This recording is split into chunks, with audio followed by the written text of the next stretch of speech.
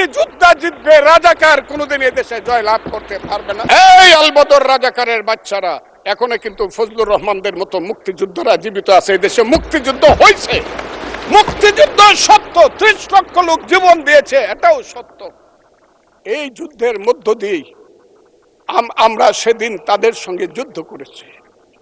আমার বাড়ির সামনে মব হয়েছে আমাকে হত্যা করার জন্য। সেদিন আমি আজকের পুলিশকে ধন্যবাদ দিল, আজকের মিলিটারিকে ধন্যবাদ দিব। 10 মিনিটের মধ্যে আমার বাড়ির সামনে তারা গিয়ে উপস্থিত হয়েছে আমাকে বাঁচানোর জন্য।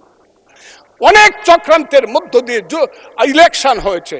সেই ইলেকশনে তারা কি করেছে, আজকে যারা আমার ডান দিকে বসে আছে তারা কি করেছে, একদিন তো আমরা ভাই ছিলাম নাকি?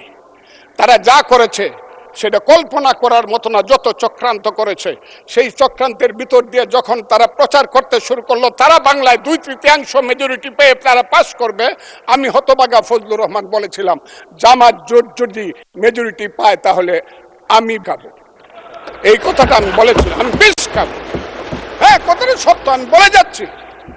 এবং তারা কোনোদিন যুদ্ধে জয়লাভ করতে পারে না, রাজনৈতিক যুদ্ধে, কারণ তাদের পূর্বপুরুষ বাংলাদেশ চায় নাই। বাংলাদেশ যদি থাকে, এই বাংলায় শুধু বেলিচা মিলিয়ার জুই ফুল ফুটে না, এদেশে রক্ত গোলাপ, রক্ত জবাও ফুটে।